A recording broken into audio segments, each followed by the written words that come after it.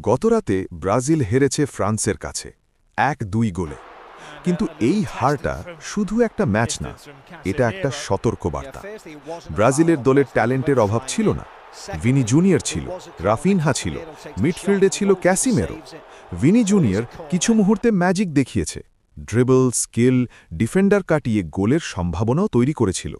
কিন্তু শেষটা হয়নি। ফিনিশিং বা সাপোর্ট কিছু একটা মিসিং ছিল। আর ঠিক এখানেই শুরু হয় আসল সমস্যা।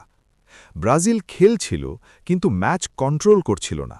মিডফিল্ডে এমন কেউ ছিল না যে খেলাটা থামাবে, আবার গতি বাড়াবে বা একটা আক্রমণ গড়ে তুলবে মাথা খাটিয়ে। নেইমারের অনুপস্থিতি এখানে স্পষ্ট। খেলাটা যেন মাঝে মাঝে দিশাহীন হয়ে যাচ্ছিল। ফলে ব্রাজিল বারবার চলে যায় উইং নির্ভর খেলায়। ভিনি, রাফিনহা, ডান বাম দিয়ে আক্রমণ। কিন্তু ফ্রান্স প্রস্তুত ছিল। তারা জানত, যদি সেন্টার ব্লক করা যায় তাহলে ব্রাজিলকে থামানো সহজ। অন্যদিকে ফ্রান্স পুরোপুরি কন্ট্রোলে। প্রথম গোল, ডেম্বেলের পাস, এমবাপ্পের নিখুঁত ক্লাস, কনফিডেন্স, ফিনিশিং। এই গোলের মাধ্যমে এমবাপ্পে এখন ফ্রান্সের ইতিহাসের সর্বোচ্চ গোলদাতার রেকর্ড ছোঁয়ার একদম কাছাকাছি। দ্বিতীয়ার্ধে নাটক আরও বাড়ে। উপামেকানো লাল কার্ড দেখে মাঠ ছাড়ে। ফ্রান্স 10 জন হয়ে যায়।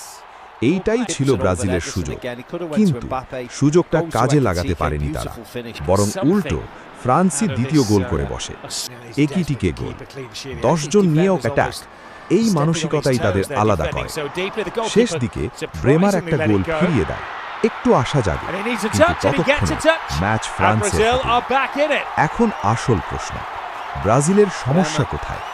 তাদের কাছে স্কিল আছে, পেস আছে, স্টার প্লেয়ার আছে, কিন্তু নেই একজন গেম কন্ট্রোলার, একজন প্লেমেকার, একজন যে পুরো ম্যাচের ছন্দ ঠিক করবে।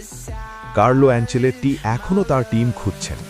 এই ম্যাচটা ছিল একটা টেস্ট, আর সেই টেস্টে সবচেয়ে বড় ঘাটতি ধরা পড়েছে মিডফিল্ডে। ওয়ার্ল্ড কাপ সামনে, এই অবস্থায় ব্রাজিল কি আবার নেইমারের উপর নির্ভর করবে, নাকি নতুন কাউকে তৈরি করবে? কারণ একটা জিনিস পরিষ্কার, শুধু উইং দিয়ে ফুটবল খেলে ওয়ার্ল্ড কাপ জেতা যায় না। তোমার মতে ব্রাজিলের আসল সমস্যা নেইমার না থাকা, নাকি পুরো মিডফিল্ড সিস্টেম?